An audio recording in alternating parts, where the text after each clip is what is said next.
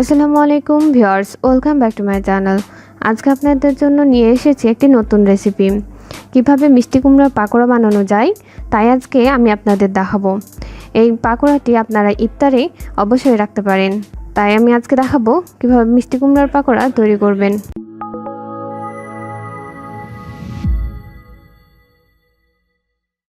এখানে আমি মিষ্টি কুমড়া স্লাইস নিয়ে নিয়েছি। দেখুন কতটা পাতলা করে কেটে নিয়েছি। আপনারা এইভাবে পাতলা করে কেটে নেবেন। এখানে আমি অল্প একটু লবণ দিয়ে দিচ্ছি। এটা আমি লবণ দিয়ে মাখিয়ে নেব, তাহলে অনেকটা সফট হয়ে আসবে মিষ্টি কুমড়াটা।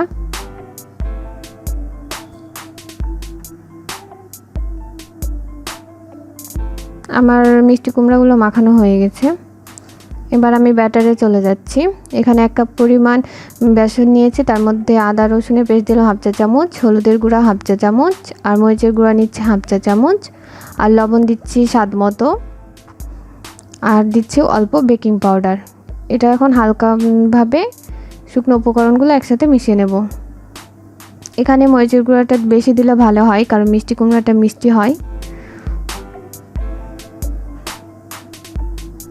এগুলো আমার শুকনো উপকরণগুলো মেশানো হয়ে গেছে। এখানে আমি পানি অ্যাড করছি। এখানে একসাথে পানি দিব না, অল্প অল্প পানি দিয়ে আমি একটা ঘন ব্যাটার তৈরি করে নেব।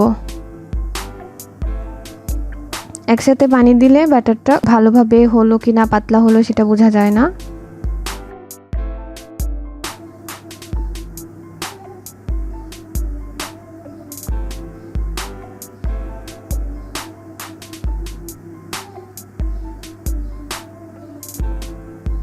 দেখুন আমার ব্যাটারটি তৈরি হয়ে গেছে। দেখুন কতটা ঘন হয়েছে, দেখেই বুঝতে পারছেন। আমি এভাবেই রাখবো, তাহলে আমার পাকোড়াগুলো অনেক সুন্দর হবে। আমার ব্যাটারটি তৈরি হয়ে গেল। এখানে আমি একটা কড়াইতে তেল নিয়ে নিয়েছি। তেলটা একটু দেখে নেব গরম হয়েছে কিনা। তেলটা আমার গরম হয়ে এসেছে। এখানে আমি একটা কুমড়া স্লাইস বেসনে ভালোভাবে ডুবিয়ে ওই তেলের মধ্যে ছেড়ে দেব। এভাবে সবগুলো আমি দিতে থাকবো।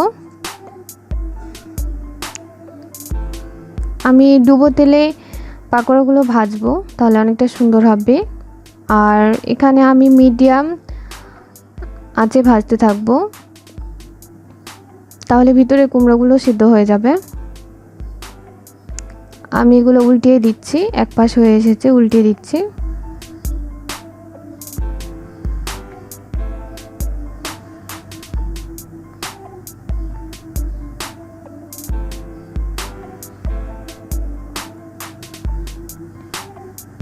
আমার পাকোড়াগুলো প্রায় হয়ে এসেছে।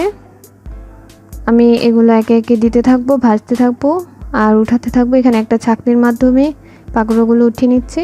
দেখুন কতটা সুন্দর কালার এসেছে, ফুলে উঠেছে। আমি এইভাবে বাকি পাকোড়াগুলো ভাজতে থাকবো।